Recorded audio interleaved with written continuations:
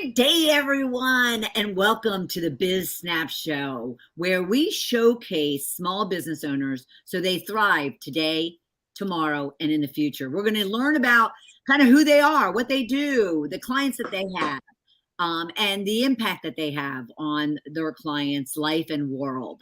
And if you are interested, this is sponsored by Fire Coaching and Fire Media. So if you're our small business owner and you're interested in having your own 15-minute SNAP interview, then please reach out to us at mediarelations@bolifiremedia.com. And I'll be sharing that information in a little bit.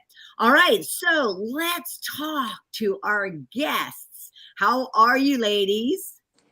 Good morning. Doing awesome. well. Good morning. We have Laura Weathered and Kiela Smith-Upton of Artist Design The Future, which I absolutely love. So let's start with Laura. Laura, tell us a little bit about yourself.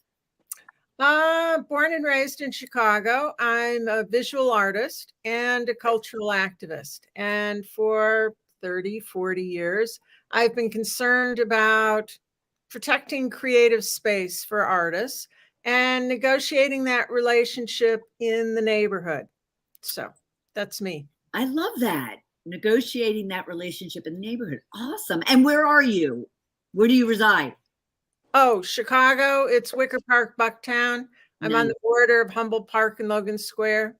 Awesome. I live in an artist community and have for 18 years. It's a community that I created and developed and am an owner of a unit.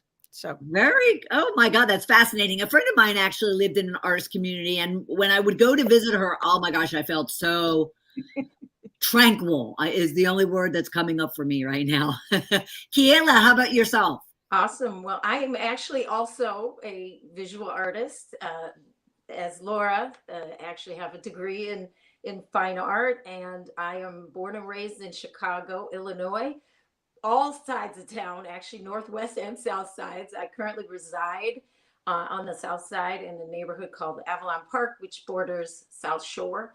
And I'm a mom of 3 and big adults now. And yeah, and I'm also the term now is a social practice artist. I have a long past career of creating large scale community-based murals out of mosaic tile with communities, for communities. I no longer do that work. I want to impact the community at an even deeper level with development. Right. Oh, beautiful. I love your mission, ladies. I absolutely love it. But let's move into that. Specifically, what do you do with Artists Design the Future? What is it all about? In 2 seconds, who was going to answer that one, Laura? Was that me? That's you. Okay. So Artists Design the Future is two visionary artists, now 3, who have come together to, and let me qualify that though, because some people's concept of an artist is quite stereotypical. We have a lot of background, not only in business, but also in development and collaborative and project management. So we are 2 women who have come together with my vision, initially inspired by Laura's vision of the development that she created and lives in, to develop something like this for the south side of Chicago and to have a ripple effect, of course, larger into the city, nationally and internationally, and to develop housing that's live work, that's affordable for ownership. Because one of the things that we see is that when artists come into a community, it's inspired, people feel tranquil, they're drawn to it, they want to have the experience, but often when creatives don't own the space, they are often pushed out eventually. So I want to counter that. I believe ownership is a really important part. So I came to Laura. I'm currently Artist Design the Future is under kind of the fiscal sponsorship of her nonprofit organization, but I just recently am moving to make it a bona fide, what's called worker cooperative entity. That's probably new for a lot of people, but it was signed into law in the state of Illinois a few years ago. And it's a bona fide entity, just like a LLC, a C Corp. Right. Yeah. That's fascinating. So, Laura, Mm-hmm. I mean, artist is a very general kind of term, right? So who do you target, or who is kind of coming to you interested in wanting to be part of this cooperative and be part of this development and environment that you're creating? Well, artists are fine artists, they're educated artists, they're self-educated artists, they're working in new media, they're making things, they work with technology. The culture of food is important, and artist enterprise. Right. So our definition of artist is expansive. It includes creatives. You don't have to earn your living as an artist to be fully qualified, but you need to practice in a professional way.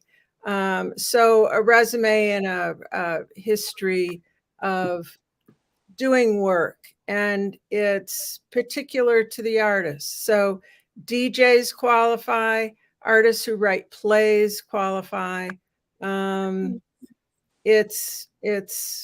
They impact our community in so many different ways. They're teachers, they're social workers, they're engineers.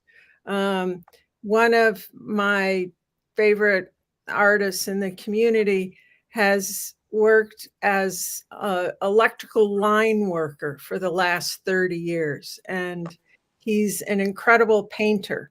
So it's every aspect of our society is an artist at work doing something innovative, creative.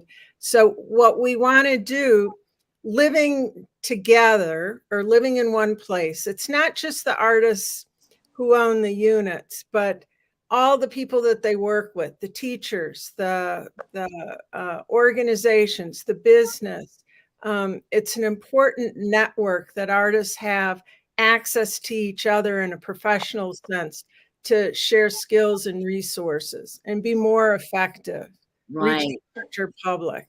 And I would just add to that also the organizations that are arts based, but also impact the larger community of artists and non-artists. I thought I turned that off. Sorry. Artists and non-artists. And our focus as well is not only the creatives and the artists, but these organizations that serve kind of hyper locally and in an expanded way the community, because the big goal is to actually create a development, like I said, like Laura lives in, for the South Side, but also to impact and educate that group of clients, so to speak, to be inspired, whether they want to be a part and an owner in our development, or if they want to go out and start their own. It's important to get this education out there. Sure. Well, speaking of education, help everyone understand. You use the term, and you commented that it's even a kind of a newer term, work cooperative. So help everybody to understand what exactly that means. So let me try to encapsulate it. So the Artist Design the Future will be formed very soon in the next few months into a worker cooperative. And that is an entity, like I said, just like any other bona fide entity, where it's run democratically. It's owned by those who are members and have a sense of equity and fairness in how it's run. Everyone gets a vote, as well as how profits are distributed, as well as losses at times, if that exists and happens. And also people can become owners who fit, the mark and that definition that the creators of the cooperative itself define, that allows new members to join. In our case, that would be creatives who are most likely entrepreneurial, who want, because one of the other things, in addition to developing live work, mixed use real estate development, which is the biggest project we're working on right now, the worker cooperative will provide services. and consulting. And those services will actually be from the provided by the owners, members of the cooperative, the worker cooperative. And it basically is artist-led community engagement. So an organization wants to have greater impact in the community. They want to reach out, Right. or get ambassadors behind an idea. Using the arts is a very powerful way to do that. So we'll be providing services for fees, as well as consulting around those kinds of things. It could be something as simple as a community mural, but it could be also a whole strategic process. Sure. It could be a design charrette, while we're simultaneously working to develop this real estate mixed-use building, which will have 30 units. Wow, that's fast. Okay, so and the 30 units mixed use. Okay, so the 30 units is residential and commercial. So and mixed use, okay. meaning commercial on the first floor. Okay. Is currently the way we have it set up is 6 units on the first floor, commercial, and 24 units of live work residential above on the top floors. Wow. That can kind of change depending on what the needs are of the people. Sure. So we're in the stage where we're reaching out to get a better understanding of what people need and want, so it can be more customized, and doing the fundraising around that.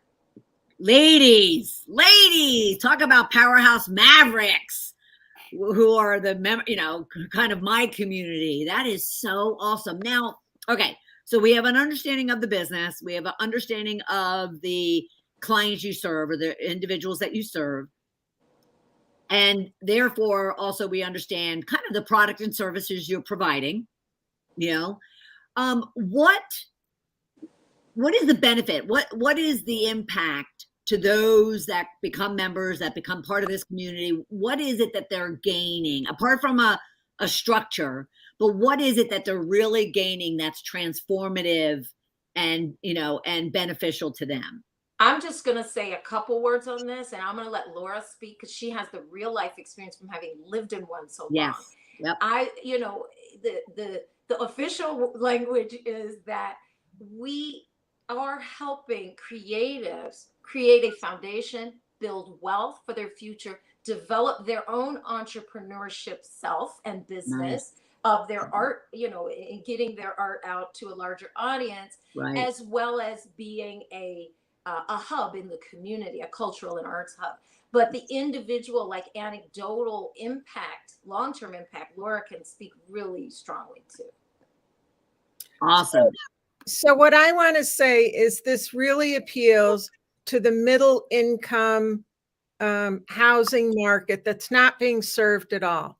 In other words, a typical family of 3 in Chicago at the 60% median household income is $50,000. They don't qualify for public housing subsidies, Section 8, but they don't make enough money to compete in the market.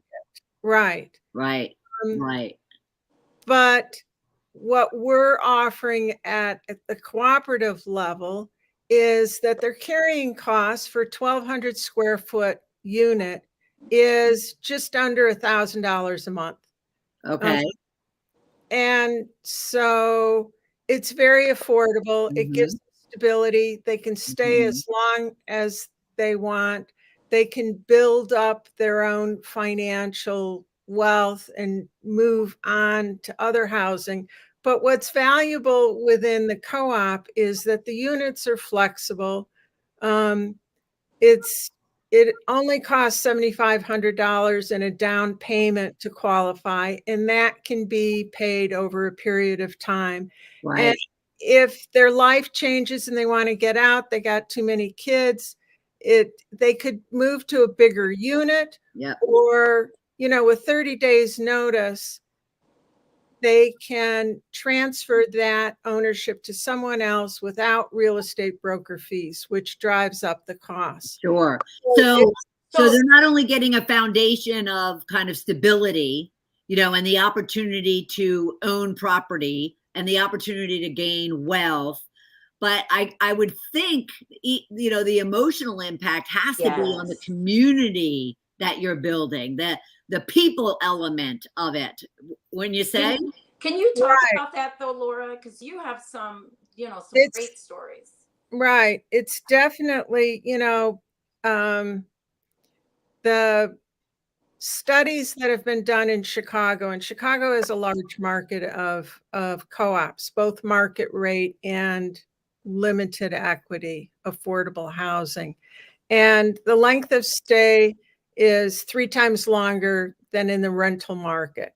So it's hard to build community when there's such a changeover. right, And right, we're deliberate in talking about 25 to 30 units because it's big enough to know everybody. yep, You don't have to be friends with everyone, right, but it's big enough to kind of sustain, you know, vacancies and the like without impacting the whole community. And it's actually big enough to be it's cost effective. We manage our property ourselves, so we're kind of looking at ways to save money. right, Um, right, Single moms raise their kids and they feel comfortable because they can, you know, they've got neighbors to lean on. right. I'm now older and it's helpful to have somebody help me carry bags upstairs. Sure, It's just sure. as simple as that. Right. And, No, the and Laura, community element is just has to be it's, so powerful. well, you know, Laura has shared a variety of stories with me of her own experience in the development she's in, and in addition to many other things, which was why I reached out to her to say, "Hey, you've done this. Will you help me make this happen?" That's how Artist Design the Future was born. Nice. One of the stories that really stood out for me is um, there's a variety of people in development she's in now who are like, "You helped me see like possibilities that Yeah, I wouldn't have seen or understood on my own." So that right, collective working together is so powerful, as well as um, just having like this confidence and your business have a foundation where you're sure. not moving all the time. You're not wondering, well, where am I going to go? How am I going Right. to do this? Which that instability, you can't really grow a business Right. effectively either. Right. And I love that. You know, the collaboration, the engagement, the support. I mean, all of that is just, you know, gosh, that's so powerful. Now, I want you to touch on real quickly. I want you to touch on both of you are in Chicago, and like you said, you're trying to Kiela, you're trying to bring this into the South Side.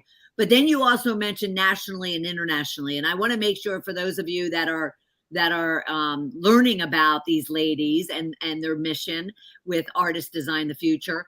I want them to really understand what is it that you're doing to really then be able to kind of look at this nationally, even though that's not maybe what you're doing at this very moment, but what is your thought about it, at least nationally? Well, my thought is, and thanks to Laura as well, she is a lover and researcher of case studies at a level I've never been. And what happens is when developments like this occur, we want this development to also kind of become a replicable model, like a Sure. demonstration Yeah. model, because it's also what's considered transit-oriented development. So our whole idea around where it's sited is to be near transportation, which helps reduce, you know, a host of other impacts, Mm-hmm. environmentally and otherwise, and financially. And so there are actual there's federal support around that. There's local, regional support. There's hyper local support around it. But one thing that's not being touched on a lot is what's called equitable transit oriented development, which is to make sure that beyond just like a big developer's focus on getting the maximum ROI, return on investment they can get, that there's Right. also other factors of the community and the culture and other things. And so I really feel in my heart and soul that this project, the real estate development component of it, will become another case study, another model for Nice. other cities, for other Nice. locales, specifically serving areas that have historic disinvestment. Sure. And unfortunately, whatever their background, ethnicity, or race, creatives often can fall into that kind of economically marginalized area as well. But Yeah. our project in just Chicago specifically focuses in a neighborhood that's 93% African American. Right. Okay. All right. Well, that's fascinating. That is so cool. All right, everyone. These ladies are with Artists Design the Future.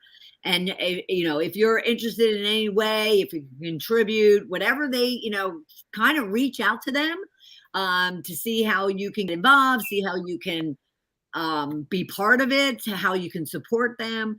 But Laura and Kiela, I love what you're doing. Thank you. We're also, we have a Facebook page, Artists Design the Future.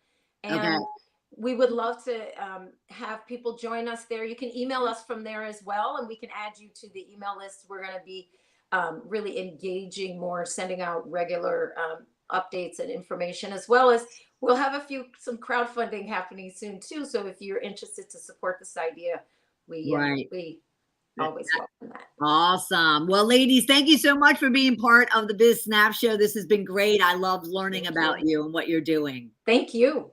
Oh, you're very, very welcome. Welcome. And for everyone, please reach out to them. Let me put this up one more time. Reach out to them at this email address, artistdesignsthefuture@gmail.com. You can also go to the website, nnwac.org/artist-design-the-future.html. But like she said, go to Facebook and look for Artist Design the Future. Yeah. And you can always reach out to them there. That's fabulous. I'm so excited. All right. And for everyone else, thank you so much for being part and taking part of the Biz SNAP Show. Now, keep in mind, we showcase small business owners so they thrive today, tomorrow, and in the future. And if you're interested in, or you know someone who owns a small business and would like to be showcased and leverage their interview for branding and marketing on their website or Facebook or LinkedIn to get their name out there so they are thriving today, tomorrow, and in the future, then reach out to us at mediarelations@balloffiremedia.com. That's mediarelations@balloffiremedia.com. And I'll look forward to seeing you out here again for another episode of the Biz SNAP Show. Take care, everybody. Bye.